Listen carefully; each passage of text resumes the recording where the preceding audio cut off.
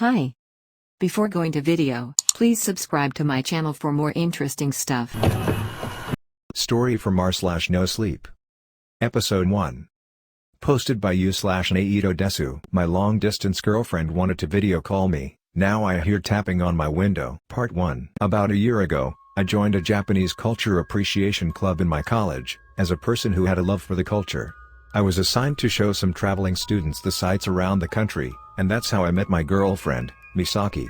She was friendly and very eager to befriend me when we first met, and we kept in touch long enough for us to decide to test the waters a little. We kept video chatting and texting each other to maintain our relationship, and so far it has been working out for us. The first part may sound like digressing on my part, but I needed to get this out of the way because of what has been happening between us for the past week. So for starters, I managed to catch the dreaded coronavirus, so I had been keeping myself quarantined in my apartment until I got better. I've kept in touch with my family and friends, and reassuring them that I am fine and I will recover from it. Misaki was obviously one of them, and aside from my parents, she's been checking up on me the most. But then it got weird. Anyone who's ever known me for quite a long time knows I tend to go to bed around 9 p.m. Well, imagine my surprise to hear a ringtone at 11 p.m. I groan. Still feeling weak from the sickness, I check who the hell was calling me at this time. Imagine my surprise to see Misaki's name on the caller screen. I answer it, putting the phone on loudspeaker. "Hello?" I spoke out. "Lawrence." She called out in a heavily accented voice. "Hi, Misa-chan, why are you calling me at this time?" I asked, a bit annoyed, but I did not want to shun her immediately. "Can we video chat please?" Misaki asked, though I silently groaned to myself. "Can't this wait until tomorrow, please? It's really important." Misaki pleaded, and I did eventually relent since this did sound very urgent. I booted up my laptop and launched the messaging app, immediately entering video chat mode to see Misaki already at the computer. "So what is it?"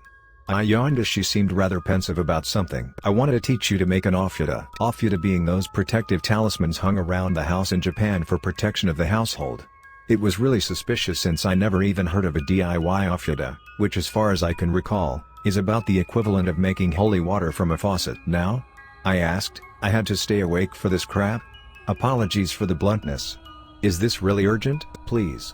I know it's a bother, but please do it with me," Misaki pleaded. I was sleepy and sick, but I could have caught a hint of desperation in her voice.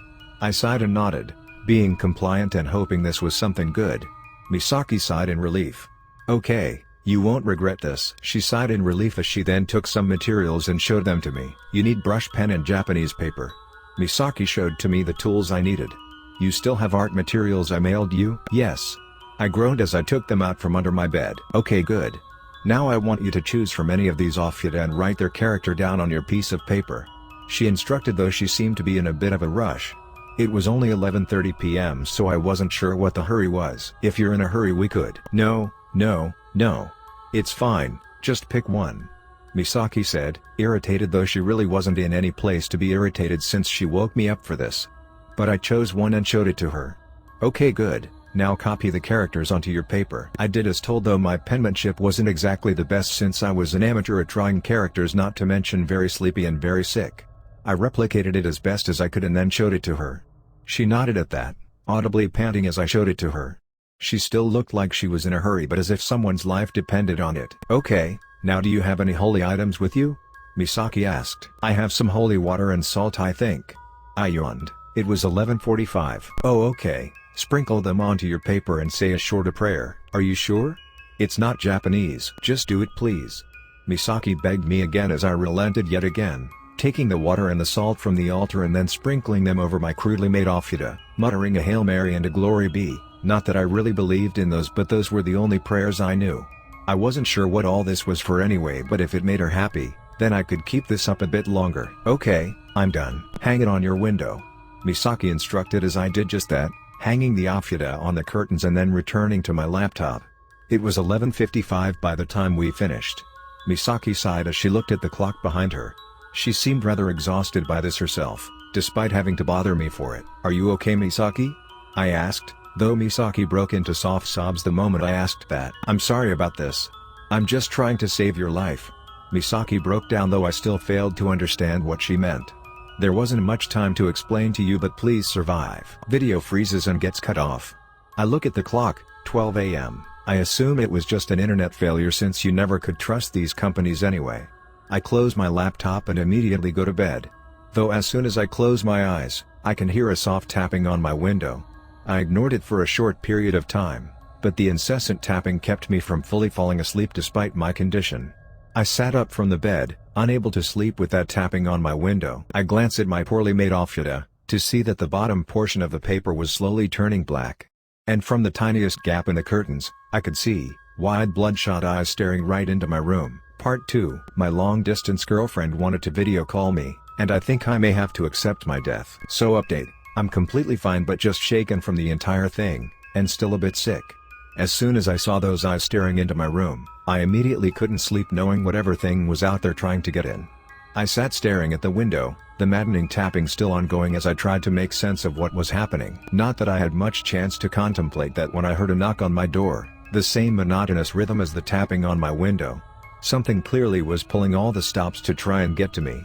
But even when I had locked it, the door seemed to be unlocking on its own and the second latch on top of it was magically coming loose. I was not waiting for the door to open. I gulped as I looked at some of my spare Japanese paper. I barricaded the door with my table, and got to work on another offuta. My hand shaking, I barely come up with one as I saw the door begin to open. I sprinkled salt on it and said a short prayer, this time to Buddha, because I was going to take any help I was going to get at this point, and then I hurriedly hung it on the doorknob.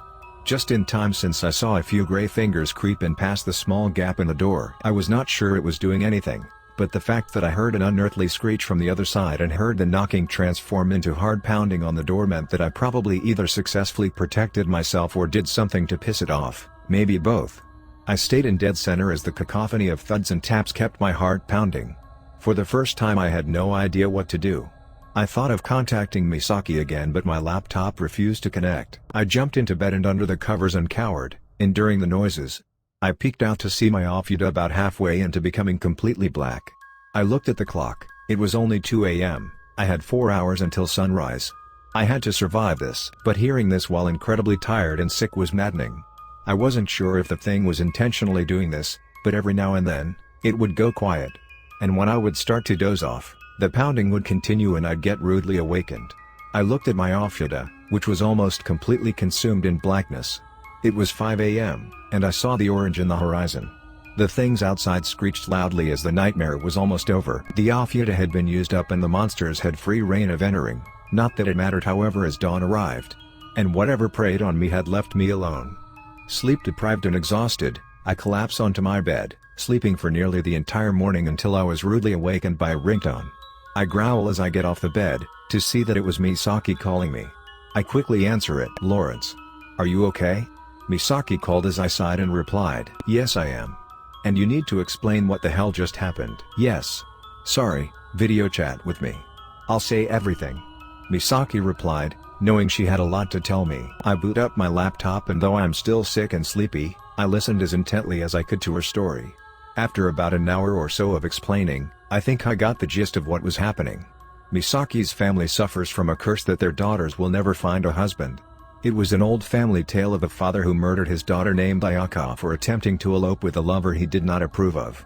With her dying breath, Ayaka cursed the family such that her vengeful spirit will come and claim the lives of anyone who would court the daughters of the family, lest they were willing to make a great sacrifice to save them. Of course, this was all very hard to believe but considering what I had been through, it was the least of my problems. Why didn't she tell me? She does realize that she put my life on the line for being romantically involved with her? A flurry of questions raced through my mind as I felt dread and anger at this situation. I had been tempted to bring it all out on her, but I tried my best to keep calm and let her explain things first. Why didn't you tell me this? I asked Misaki, who was sniffling and sobbing from the other side. I was selfish. When you proposed that we be more than friends, I thought of telling you, but I also wanted to know what it felt like to have someone care for me as much as you did. Misaki choked up as I could tell that the guilt of condemning me to this fate was overwhelming her. I never believed in this curse, until I received a fortune yesterday that you would die tonight. So I did what I could to help ward the spirit. But I've been only delaying the inevitable. I let her cry it all out as I still felt betrayed and angered by what she'd done. At this point, any wise boyfriend would have cut ties and hopefully escaped from the spirit's wrath. I was so angry at this, at being lied to, and her withholding the fact that I was going to die merely because I wanted to be more involved in her life. But for all the irritation and fear I felt, I couldn't muster up the anger against her. Despite the desperation I felt, compassion ruled in my heart. I didn't know what it was like to have to condemn someone I loved to be taken by a vengeful spirit, or be forced to become lonely for most of my life out of fear that whoever I loved would die. Regardless, I still resented being lied to as I adjusted myself in my seat. "I have to go," I said abruptly. I didn't hate her nor did I resent her, but I didn't want to see her at the moment. "No, wait." Misaki clutched the screen from the other side, knowing full well what I was going to do. "Don't leave." "I'm sorry, Misaki, but I need some time alone," I said before exploding into a fit of coughs. "See you." Laura, the video gets cut off. I didn't even feel like eating, not that it mattered anyway. Any more attempts to ward off this curse would just end with more stressfully sleepless nights and endless noises. If I was going out on my own terms. I wait until night and take down all holy symbols from the openings. I open the windows to give whatever was coming in an easy entrance, and I would be sitting right in front of it to accept my timely death. In that span of time, I received endless calls and texts from Misaki, who said a flurry of things from "I'm sorry" to "I can fix this." I didn't want to listen to her now. She brought this upon me and I was going to take it as graciously as I could. Before midnight approached, I sent a goodbye text to all my loved ones, vague enough that it could be interpreted as a good night text but can suffice as my last words as well. As I scrolled through my messages, I hit Misaki, who I didn't even think about texting during this span of time. I still felt hurt and betrayed from before, but it felt wrong to not send one to her, especially when I still felt something for her. So I decided to make a voicemail just for her. "Misaki, you lied to me and condemned me to death. I should be furious, yet I can't find it in me to be angry at you. Funny how love works? Well, one positive thing that I could get out of this is the fact that if this ghost is really after me, and that means you did love me. And even if you lied to me and have been acting selfish this whole time, it still makes me happy to know that it was true." I end the voicemail and send it. If I was going to wake up tomorrow, I'd probably think it was cringy as shit, but may as well do things without regrets before I die. I wait until midnight, sitting in front of the window in deep, contemplative silence. As soon as the clock struck 12, I could see a hand crawling in through the window, and then the head of the lady, and then her entire grossly disfigured body come into my room. I was shaking in my seat, shivering in fear as I wondered in my last moments what this thing was going to do to me. Instead, however, she extends a hand and opens it, showing a glowing blue flower that extended from her hand. It looked a bit like a forget-me-not. I raised a shaking hand and took the flower from the disfigured spirit, who simply whispered, "Someone holds much love for you," the spirit announced in a raspy voice before crawling backwards and disappearing into the night. As I sat there, dumbfounded at what happened, and wondering what it exactly meant for me. And for Misaki. Part 3. My long-distance girlfriend wanted to video call me, and I don't think there will be another. Note: may contain themes of self-harm. Proceed at your own risk. Today has been the most emotionally exhausting day ever, and I am not sure where to begin with it. Well, to start where I last left off, I had somehow survived an encounter with what I presume to be the vengeful spirit that cursed Misaki's family. I noticed as well that my cough was suddenly gone. I was not sure what to do at this point, but the ringing of my phone disrupted my shock as I realized that I had been still getting messages. I looked at my phone to realize that Misaki had sent me one last message a few minutes before midnight. It was a video of her, crying in the darkness as I felt reluctant to play it. I steeled myself and watched the video. Misaki paced around the room a bit, crying to herself a bit as she seemed heavily burdened by what she was about to do. She then approached the camera, still crying but managing to compose herself to begin speaking. "Lawrence, I don't know if you're watching this, then if you are, then my sacrifice worked, and your life is spared," Misaki said as she clutched her left arm. My eyes widened as I saw her become progressively pale. I said that the curse could be lifted with a great sacrifice, and I offered what I could. "Just so that you'd live." Misaki tried to hide the physical pain that was clear on her face, as I saw her glance every now and then at her arm, as I could already tell the implications of what she had done. I saw tears roll down her face as she tried to muster a smile at me. "I'm sorry I lied to you and put your life in danger. I never wanted any of this to happen to us. I received your voice mail, and I wanted to say, knowing that you were happy with my love, those were the best words I could." I panicked as her voice became progressively faint, her eyes losing their light, and the video cut off right there. No. No. No. No. This wasn't happening. I didn't want this. I would have gladly died 1,000 times over by whatever abomination than have this. I panicked. I needed to be there for her. I rushed over to book a ticket to Japan but realized the country had been on lockdown and thus any flights to Japan would be delayed until April. I smashed my table in frustration. I despised how helpless I was in this situation. I started throwing things and kicking them around. I was so angry but my fit of rage was interrupted by the same disfigured entity, sitting on my window. I snarl and grit my teeth. Even ghosts at this point didn't fucking scare me. It was this fucking thing's fault that Misaki had to do this. If she was coming back for another round, I was more than happy to oblige. But instead, it pointed a finger towards the wall behind me. I turned to see a weird vision of what looked to be Misaki's room, with Misaki bleeding out on the floor. I looked back at the entity, her bloodshot eyes looking right into mine, as if threatening me to go inside. I swallowed my saliva and walked towards the vision. Suddenly finding myself in Misaki's room, I immediately come to her side as I immediately tried to inspect what was wrong with her. I followed the bleeding towards her forearm, where she had carved symbols on her arm, before crossing a line over it. I tried to stop the bleeding but there was so much blood on the floor. I feared that I was too late to save her. I listened for a pulse but I heard nothing as I hung my head, whilst cradling her in my arms. This wasn't fair. I knew it was her fault and thus it had been her responsibility to fix it. But it shouldn't have turned out like this. I should have been the one who died, not her. I didn't want her to die for my sake. I choked on my own tears as I tried to contain the despair I felt. I didn't know what I could do now. I closed my eyes and let myself sob over her body. Yet, as I kept my eyes closed, I felt soft, warm hands touch and caress my face. As soon as I opened my eyes, I feel soft lips pressing against mine briefly. I look down and see Misaki, barely conscious but thankfully alive. I couldn't believe it, she was dead minutes before. Though I looked and saw the forget-me-not that I received, having found itself placed on Misaki's chest. Did the flower save her? I looked to Misaki, who was just as surprised as I was. You're alive. You're here. As soon as we heard those words spoke in unison, we laughed together for a bit before sharing another kiss. With all the supernatural and fatal tension finally gone, the tension between us had dissipated and somehow we both saw fit to laugh at our current predicament. Now that it was all over, we could finally collapse for a rest. I carry Misaki onto her bed and let her have her well-deserved rest after all these scares of death and possession. But as I let her down, she refuses to let go, smiling at me, clearly inviting me to share it with her. A little flustered, I relented and stayed by her side until we both had our needed rests. That still did not prepare me for the shock that came from the following morning. When I woke up, I found Misaki packing many of her things into a huge bag, as if she were getting ready to travel. I watched her get her money ready, her clothes, her belongings, before she finally finished. She noticed that I was awake and questioning what she was currently doing. She gave me a soft smile and said, "I'll explain this over some coffee." "You what?" I asked in absolute disbelief. I knew Misaki made her sacrifices but I never expected to this degree. "Yes, it was the only way, I'm afraid." Misaki admitted though she wasn't as bothered by it. She showed me her arm and the scars of the carvings she made. On record, Misaki Sato died from suicide at 2 a.m. in her apartment. We both looked at the television to see the gruesome scene of Misaki's suicide, the same horrific scene that I saw the night before. "So what? Are you then?"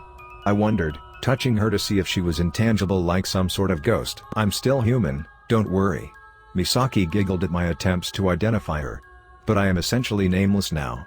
No identity, no root." "But why?" I asked, raising an eyebrow. The terms of this curse were still very unreasonable. "Well, yesterday, I was rushing to find solutions to the problem but a lot of my family from my father's side, where the curse came from, suggested I just let you die. But I did some digging and found an aunt that looked familiar yet was claimed to be dead." Misaki explained. "Within the day, I managed to track her down to a residence where she lived under another name. She admitted to being a part of my family but somehow spared her husband from the curse's wrath. To escape the curse, she appeased the spirit by shedding her family name and the bonds attached. So her daughters themselves are not cursed by the vengeful spirit." "I see, and you did the same by etching your father's surname on your arm and then wiping it?" I asked, to which she nodded. "Yes. Ayaka is a vengeful spirit but she is also a guardian of elopers." Misaki smiled while taking my hand, though the pure cheesiness of this situation made me feel very flustered. "And you are okay with this?" "Well, there's no going back now, is there?" Misaki smiled as I sighed and shook my head. This was crazy. I was condemned to die, now I was obligated to take care of her. Not that I hated it, I loved it, but I wasn't sure if it was going to be worth what she had willingly sacrificed. She was without name and had nowhere to go. What could someone like me offer her? But now was not the time to doubt. I had to rise up to the challenge, for her sake. I'll try my best.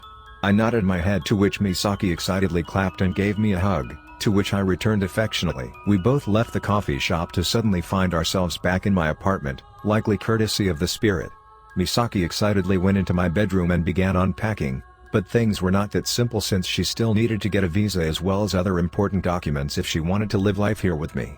I was wondering how I would adjust her to life in this country, since we needed a lot of the paperwork to be processed for her to become a citizen.